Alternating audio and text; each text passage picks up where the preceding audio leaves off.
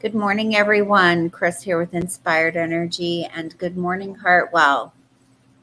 Good morning, Kris. Good morning, everyone. Yeah, this is kind of the first morning where we've got like frost everywhere, and it's like October turning into winter soon. So, yeah. So this morning we're still going through the gates one by one, and randomly chosen from your deck of cards was the Gate of Grace, Gate 22. So today we're going to be looking at that. So, what is the gate and what are we looking at? When we look at 22, it's in the solar plexus. It is pointing towards the throat, and it is part of the channel of openness, the design of a social being, together with gate 12, the gate of caution. Gate 22 itself is called opening or grace, Mm-hmm. and it is part of the individual stream, individual circuitry. This is the voice. This is the capacity for humans to express themselves directly from their emotional nature. So this is the individual expression of that. The expression that potentially brings creativity and brings mutation and brings empowerment to the collective. Empowerment, the rebel artist bringing moving words to the rest of us, that move our energy and that make us feel alive.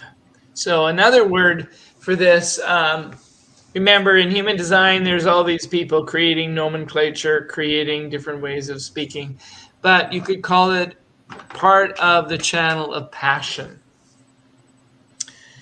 But in and of itself, this is the part of us where um, we have the potential to impact people, even strangers, when we are in the mood. So it's a very moody gate, a very Mm-hmm. moody channel. Um, this is where we listen to others and we let them go first. And then our words have a strong impact by virtue of them coming second and by virtue of the energy with which we connect. Mm-hmm. Um, all gates of the awareness centers can have something to do with fear. So in spleen, it's the fear. In the ajna, it's anxiety. In the solar plexus, where we are now with gate 22, it's nervousness. So the nervousness here, the fear here, is that there might be nothing worth listening to. That the silence might go unfilled by anything that's meaningful, by anything that is worth responding to. And when I say worth listening to, I mean in terms of our ability to connect deeply with our emotional nature. Spirit. And remember, the solar plexus, although we talk most often about it as being emotional, and it is, but it's more than that too. You could talk about it in some ways as spirit consciousness, or ideally, our emotional or feeling nature that grants us access to spiritual truths. Does that make sense? Mm-hmm. Okay. Um, so this is grace, this is beauty, this is emotional understanding. This is the capacity or the ability to offer grace to yourself and others. It's the left ear. These are all things related to this gate 22. Um, there's a huge pressure here for anybody who has gate 22 to express feelings. The emotional spirit of an individual is transmitted to others as a mood. And when we are in the right mood or in the mood to be engaging with others, then there is an almost magnetic charm to this gate.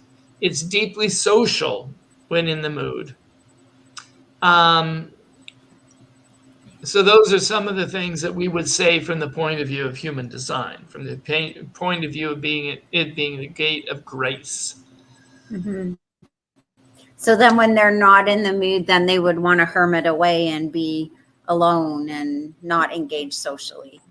Is that what you mean? But when they're in the Yes. mood, then they engage socially. Okay. Yeah. Yeah. Or, there's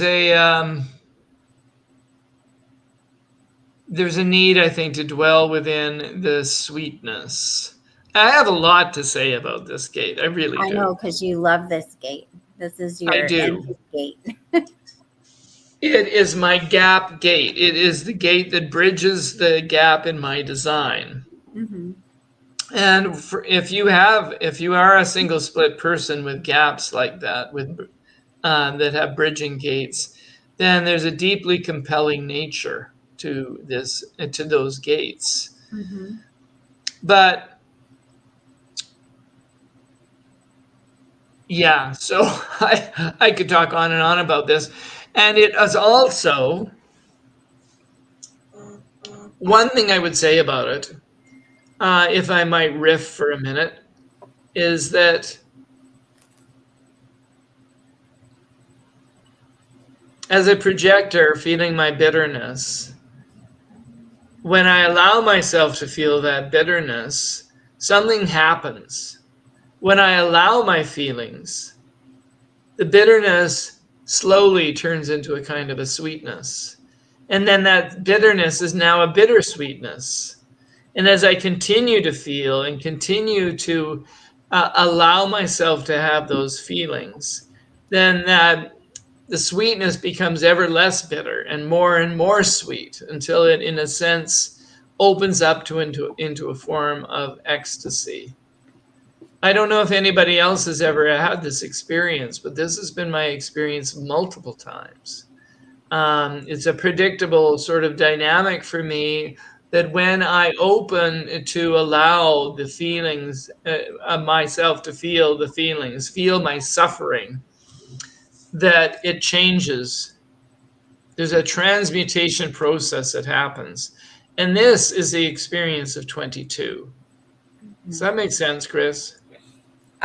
Well, yeah, in a way. So it's like for me, when I look at this gate, it's about people who are going through stuff who um, don't express on the outside what's really going on, but are showing the grace and compassion for others as they move through their day. Whereas somebody who is just feeling it is like everybody can see it. But with these people, they're just you never know what they're truly going through because they have the grace and compassion to interact with others without, spilling all of that to them. Do you know what I'm saying? Like when I I look at, do. yeah, when I look at the people, especially on here, like we had a really good friend who was going through cancer, and a lot of people didn't even know because he didn't share that and he wasn't intimate about that with people. He handled it with such grace. Whereas other people, they wallow in it. They want to talk to people about it. Oh my God, I feel so bad. Blah, blah, blah. You know what I mean? But these people are people who just I don't I don't want to say suck it up because that's not it. It's just they No, it's kind of not. accept they accept their circumstances and still show compassion and grace for those around them and listen to them and what's going on in their lives, right? Hmm. Hmm. Yeah. It's interesting to hear your perspective on that. I really appreciate it. It's sort of it contextualizes things for me in an interesting way. Hmm. But it really gets to the heart of what 22 is. I think you're right. Hmm. Because as Richard Rudd puts it, Hmm. um,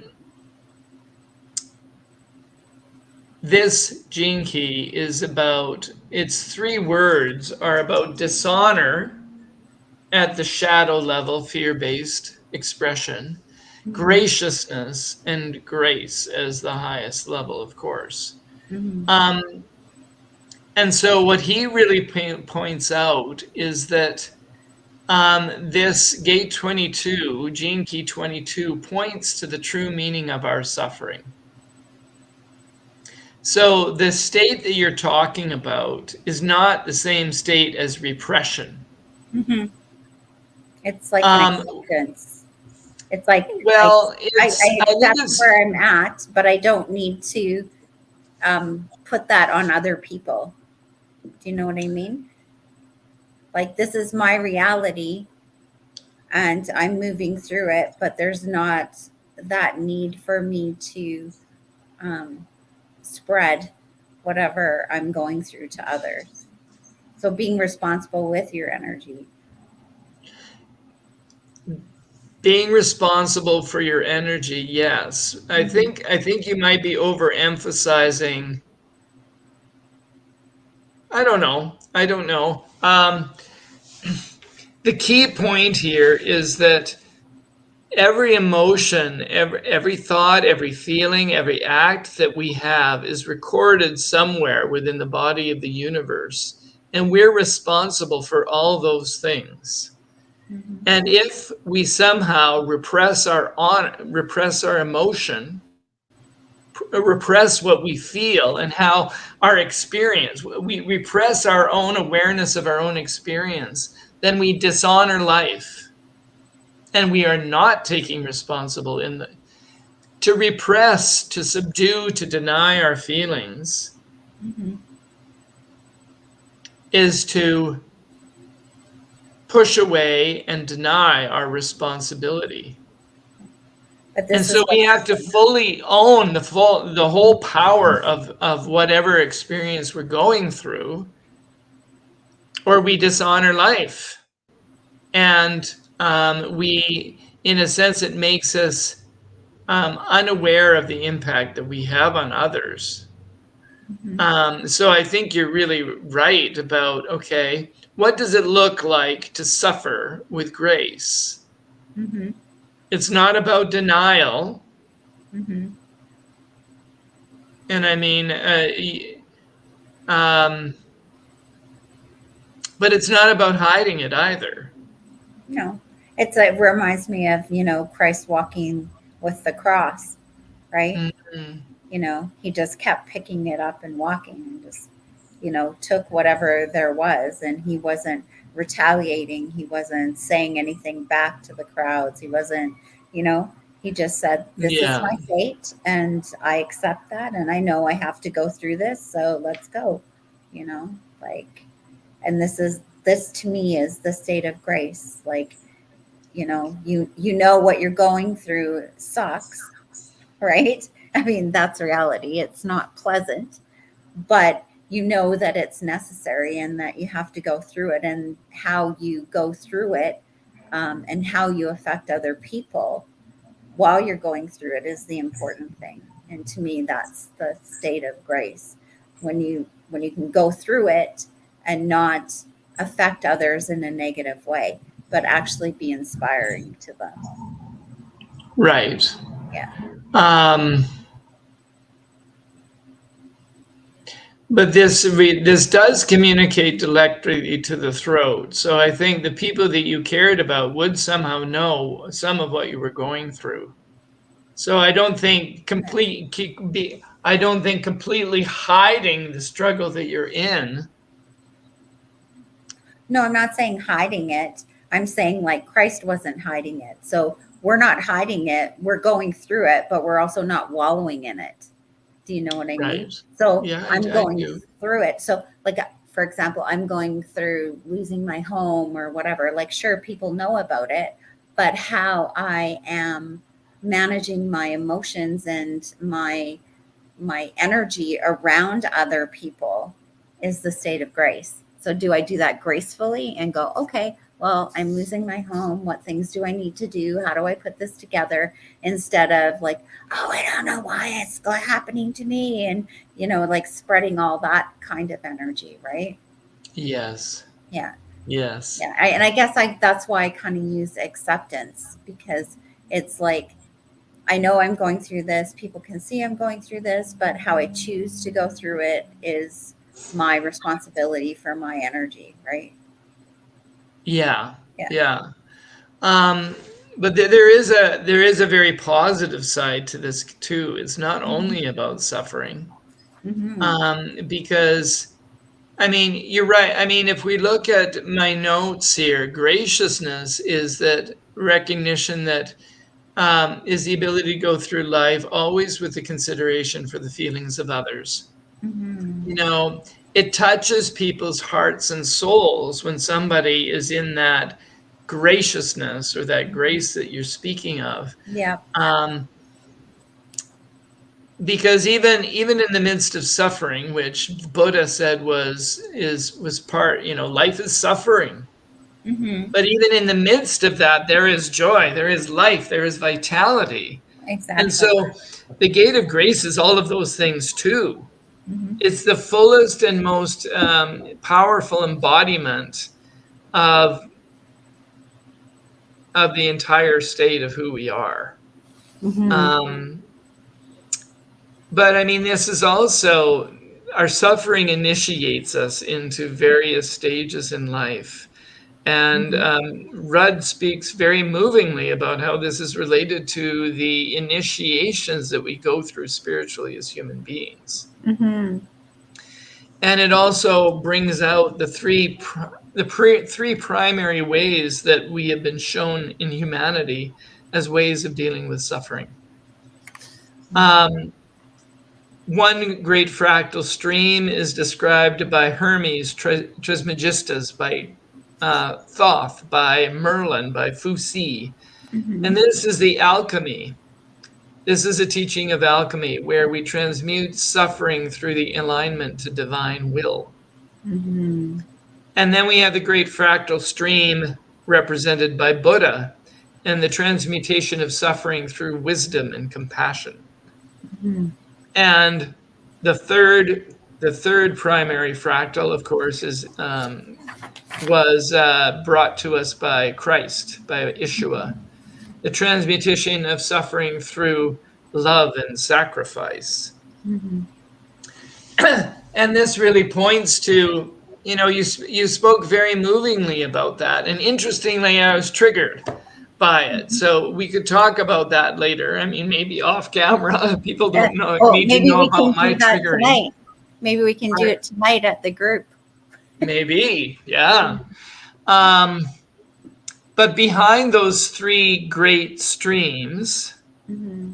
stands the divine cosmic mother energy, the divine feminine, which embraces all three and is represented by by the phrase grace through suffering, which you have very, very movingly described to us from your own experience.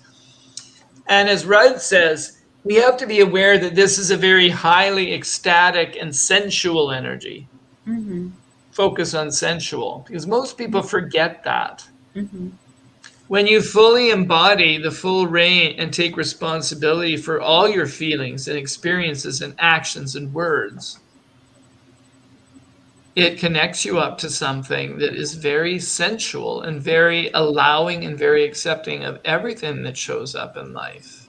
Mm-hmm. You know, any refusal, any pushing away and denial of suffering in our life and its place runs the risk of having us live in a way that's dishonoring. Well, it kind of makes me think of how um, people think that they can get to this state where nothing goes wrong, right? Yeah. But the state of grace is about riding the ups and downs and being that constant, you know, person who is just handling everything as they go through it, whether it's good or it's bad. They're just in this state of allowing, life to come to them and for them to experience it and to just, you know, be that which they need to be for others as well as themselves, right? That's what Yes. grace is to me, right? Hmm. Yes. Um, And as Rudd says, perhaps as we learn to be gracious and understand and consider the way that we impact others, Mm-hmm. and live in the world with that at the forefront of our consciousness, Mm-hmm. then potentially we discover something more behind the suffering. Mm-hmm. That suffering is somehow holiness wearing a disguise. Those are his words.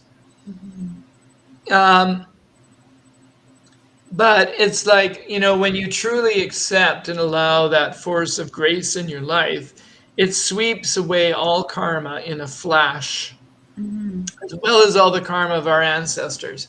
These are big claims, but Mm-hmm. the cities are big energies, and grace is a city.